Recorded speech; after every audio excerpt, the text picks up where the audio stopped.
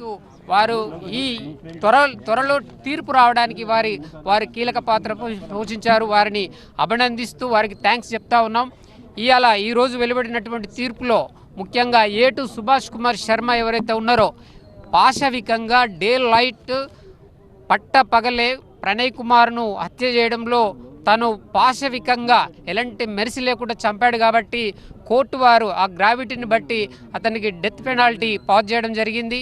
అట్లాగే A3 to A8 వరకు వారికి కూడా లైఫ్ ఇంప్రిజన్మెంట్, అట్లాగే A2కు ఫైన్ అమౌంట్ 15,000, A3 నుంచి A8 వరకు 10,000 ఫైన్ అమౌంట్, అట్లాగే A3 నుంచి A8 వరకు లైఫ్ ఇంప్రిజన్మెంట్ ఇవ్వడం జరిగింది. ముఖ్యంగా ఈ తీర్పు సమాజం పట్ల మార్పును ప్రతిబింబిస్తుందని చెప్పి ఆశిస్తూ ఉన్నాం. నేను డిసెంబర్ 2, 2019లో స్పెషల్ పీపీగా, నా పేరు దర్శనం నరసింహ, స్పెషల్ పీపీగా అపాయింట్ జిల్లా కలెక్టర్ గారు పెరమల్ల బాలస్వామి యొక్క అభ్యర్థన మేరకు నన్ను స్పెషల్ పీపీగా దీంట్లో నియమించడం జరిగింది. నియమించిన తర్వాత ట్రయల్కి before, comments trial before A1 మరణించడం జరిగింది. కాబట్టి ఆ తర్వాత కేసు స్పీడ్గా ట్రయల్ కమెంట్స్ చేయడం జరిగింది. ముఖ్యంగా దీంట్లో హై విట్నెస్లు రికార్డ్ చేసినటువంటి ఆ రోజు ఉన్నటువంటి హానరబుల్ జడ్జి భవానీ మేడం గారు ఐ విట్నెస్లను రికార్డ్ చేశారు. ఆ తర్వాత Tirupati sir SC/ST PO act special judge వారు కూడా PW 4 నుంచి 16 వరకు రికార్డ్ చేశారు. ఆ తర్వాత మేడం ఇప్పుడు special judge honourable SC/ST court special judge గారు రోజా రమణి గారు ఈరోజు కీలకమైన తీర్పు ఇచ్చింది. ఈ తీర్పు సమాజం పట్ల ఖచ్చితంగా ప్రభావితం చేస్తుంది. కుల గజ్జితోటి ఎవరైతే కులంలో కొట్టుమిట్టాడుతున్నారో వాళ్ళకి ఇది చెంపపెట్టుగా దీన్ని భావించవచ్చని తెలియజేస్తున్నాను.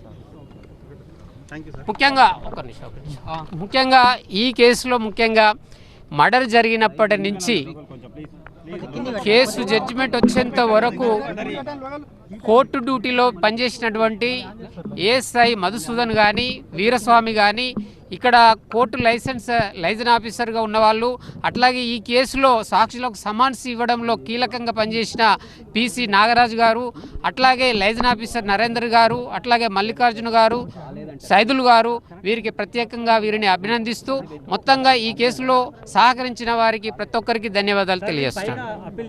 అప్పీల్ చేసుకున్న వెసులుబాటు వాళ్ళకు కోర్టు ఎప్పుడు ఇస్తుంది, వాళ్ళ right, that is the right of the accused. అంటే పోలీసులు నమోదు చేసిన చార్జ్ షీట్ మీకు ప్రాసిక్యూషన్ బలంగా వాదనలు వినిపించడానికి ఉపయోగపడింది. చాలా అందుకే చెప్తున్నా, అద్భుతమైనటువంటి ఇన్వెస్టిగేషను. ఈ ఇన్వెస్టిగేషన్ ఏజెన్సీలో మీకు ఇలాంటి చార్జ్ షీట్ అరుదుగా కనపడుతుంది. ఎక్కడ కూడా నేరస్తుడు తప్పించుకోలేనటువంటి పరిస్థితుల్లో ఫిక్స్ చేయడం జరిగింది.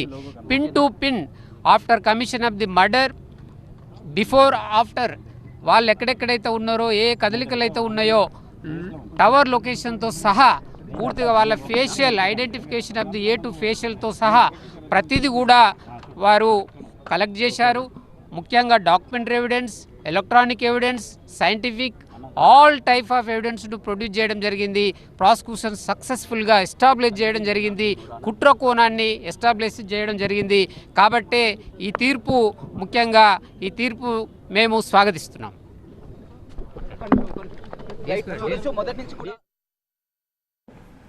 కుల గజ్జితో, కుల దురహంకారంతో ఇలాంటి పరువు హత్యలకు పాల్పడే వారికి ఒక చెంపపెట్టులాగా ప్రణయ్ హత్య కేసులో కోర్టు తీర్పు వెలువరించడంపై సర్వత్రా హర్షం వ్యక్తమవుతోంది. ఈ తీర్పు చాలా మందికి కనువిప్పు కావాలి అని చెప్తున్నారు అడ్వకేట్స్.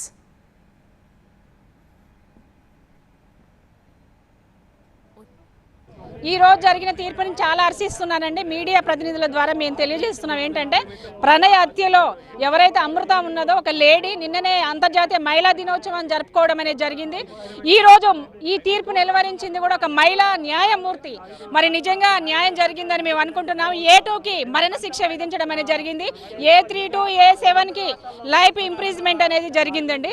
ఫైన్ కూడా SC/ST కేసు కూడా, అట్రాసిటీ కేసు కూడా ఇంపోజ్ చేయడం అనేది జరిగింది. ఈ ప్రాసిక్యూషన్ లో మరి PP గారు చాలా వెరీ హార్డ్ వర్క్ చేయడం అనేది జరిగింది. మరి దానికి సపోర్ట్ గా ప్రణయ్ హత్యలో భార్య అయిన అమృత కూడా తన ఫైటింగ్ ని ఎక్కడా కూడా ఆపలేదు. మరి పోలీసులు ప్రతి ఒక్కరి కృషి ఉందని మనం భావించవచ్చు. మరి సొసైటీకి ఒక గుడ్ మెసేజ్, గుడ్ జడ్జిమెంట్ ఇది ఈ రోజు.